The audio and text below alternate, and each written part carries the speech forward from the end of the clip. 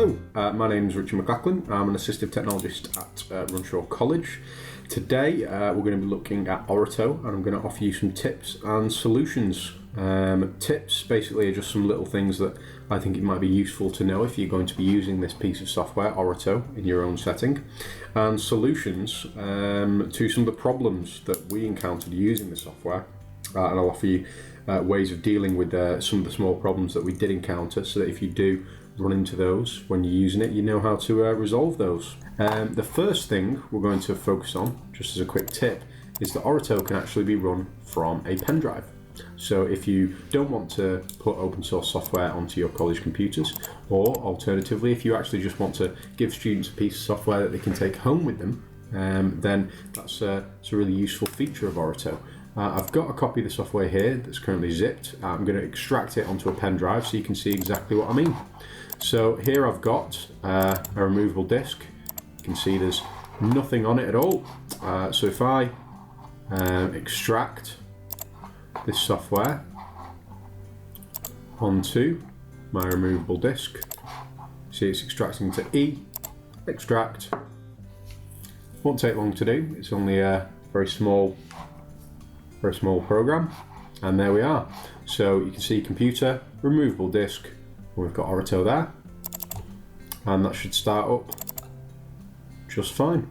So there we are. So I've now got Orato running from that pen drive. You can see that this is the version that you might have seen in other videos that I've produced. So there we are. That's Orato running from a pen drive. So that's something that you can give a try, and you can give it to students on a small USB pen drive, or put it onto their own pen drive if you want to try that with them. Okay, the next thing that it's worth being aware of, just as a little tip if you're going to use Orato, is that there are actually currently two different versions of the software that are available, and I'll show you the major differences here now. So if I show you the one that we've got on the right here, you'll see that if I open the options menu, to change voice, we've got this drop down menu here, and then our other options are displayed below. Whereas if I show you the one that we've got on the left, if we look in the options menu, you'll see that the option to set voice is actually just this button here, and we've also lost the speech rate and the volume option there.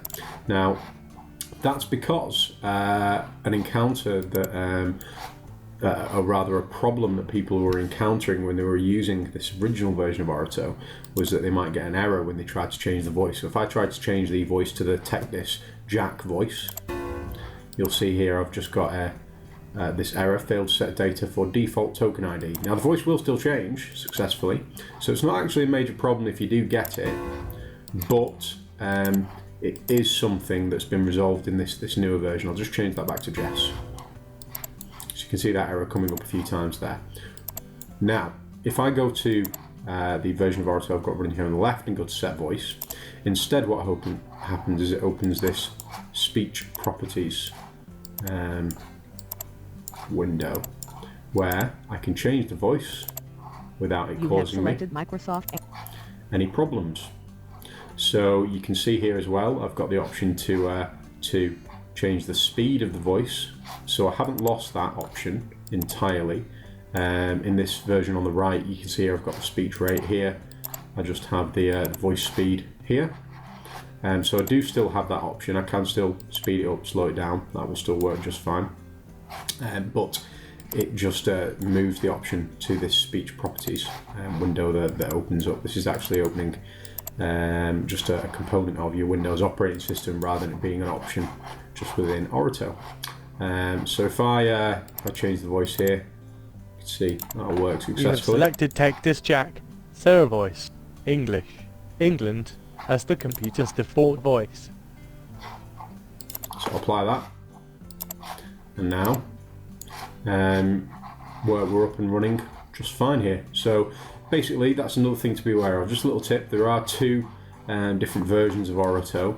This version on the right does have a few issues around if you want to alter the voice, so it's just something to keep in mind when you're thinking about what version you're going to use. If you actually get the version from the FX software website, I'll put a link down in the description, then this is the version on the left this newer version is the version that you can download from there.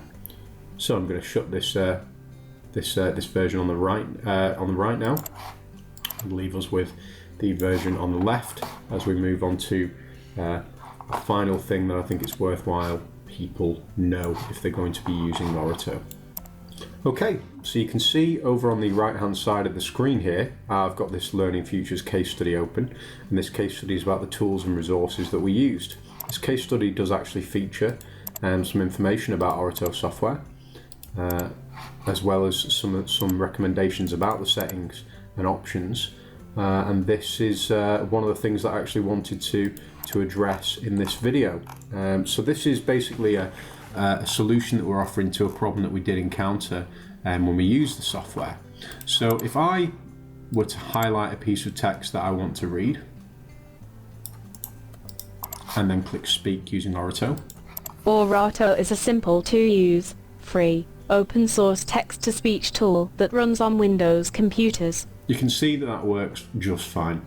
The voice read it aloud. That was Jess, one of the TechDisc voices, and there were no problems there. However, if I put this option on, automatically start reading clipboard, and then go through the same process. So select the text that I want to be read, copy it to the clipboard. Orato is a simple to use, free, open source text-to-speech tool that runs on Windows computers. Orato, Orato, Orato.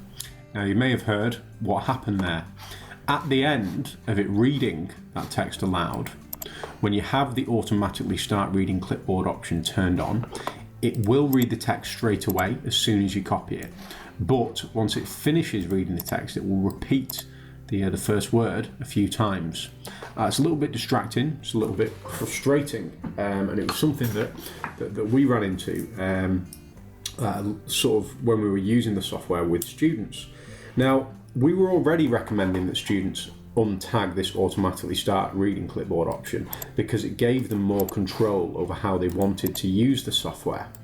So we recommend that it's a little bit better if you disable that option, and it will eliminate this problem that you get in PDFs. One interesting thing that we found, if I just pull in this Word document, it's a Word document of the same resource, is that if you actually have the automatically start reading clipboard option turned on, but you use it in a different format. So if I go to there and copy that, it will start reading it immediately if we remember. Orato is a simple to use, free, open source text-to-speech. Okay, so that works fine in a Word document. It is purely, just to go back, in PDFs that this problem occurs. Orato is a simple to use, free, open source text-to-speech tool. Orato, Orato, Orato. So it's worthwhile just keeping that option disabled. It seems to work just fine. So that is a solution that I'm offering there to that issue that you'll find in PDF documents. Again, the electronic papers that you'll be able to request from exam boards will be PDF documents, so it's just something to be aware of if you're planning on using this tool with your students. If you have any queries or questions, please don't hesitate to get in touch. You can find us on Twitter at @TT_Runshaw. That's @TT_Runshaw. Again, I'll put a link down in the description. And good luck using Orato in your own setting if it's something you want to pursue with your students. Thanks very much, and thanks for watching. Bye.